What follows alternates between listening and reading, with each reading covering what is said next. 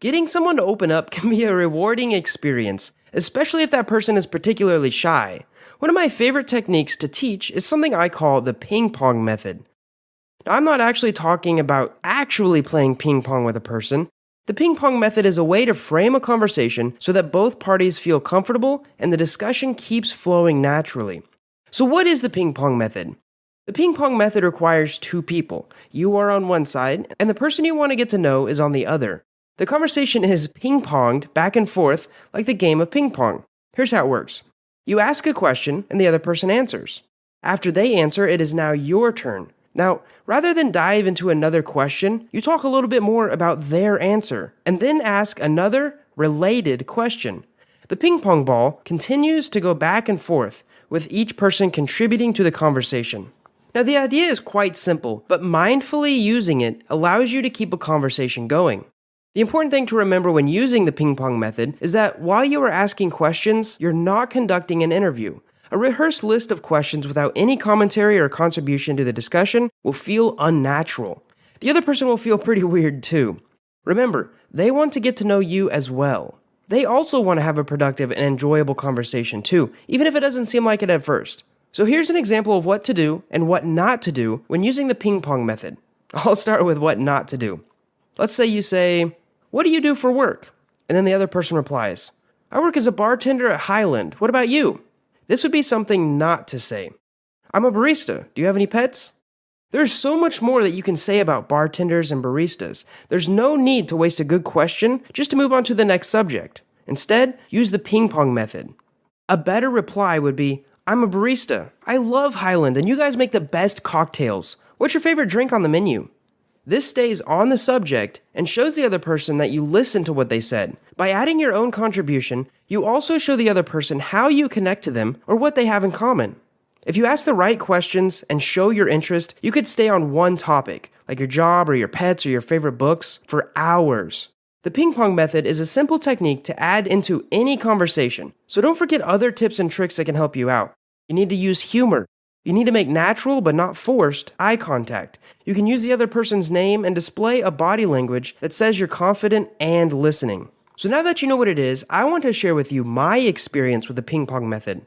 This method can really help other people open up. Even shy people have a subject that they can discuss for hours on end.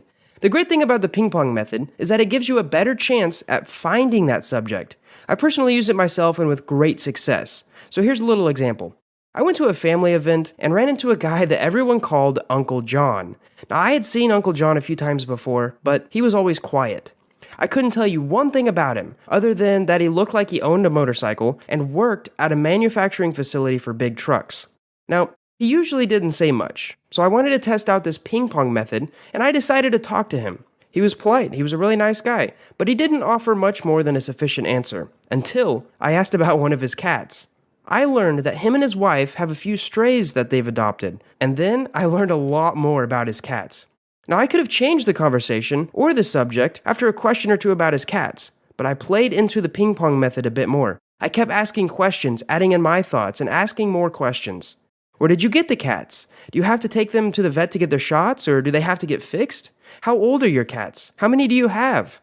He answered every question, elaborating further and further as I continued to show interest in his cats.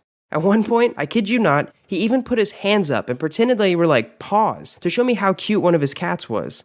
It blew me away. If I had judged a book by its cover, I would have never thought that this biker guy would be gushing about stray cats. He hadn't talked to anyone at the family party for over an hour, but once I started using the ping pong method, he started talking more than anyone around. Now, it took around 15 minutes for me to get Uncle John to open up, but that's the power of asking questions and getting people to talk about what they enjoy. I'm so glad that I was able to use this method to get to know Uncle John better. I kind of saw it as an experiment, and I hope one day I can meet his cats. Now, Uncle John and I would have never have had this exciting conversation or made such a great connection if I hadn't had the courage to use the ping pong method and ask him some questions about his life and interests and where he works and what he does until I stumbled upon his cats. I completely misread him when I first saw him, but that is the beauty of a good conversation. You can learn more about anyone or anything just by taking the first step and using this technique. Enjoy your next game of ping pong and your next great chat. Ending this video, if you want to learn more about some of the exciting social skills, tricks, tools, and stories that I have to share, I've recently set up something called a 4-day brain boot camp, where I send you 4 videos on 4 important topics. The second one is social skills, but it goes into a little bit of dating tips as well. If you want to learn what the other 3 topics are, and everything I have to share about social skills, you can enroll in my boot camp absolutely free and get the 4 videos by signing up below. Thank you so much for watching, and I hope you learned something from this and can employ the ping pong method in your own life. I'll see you in the next video.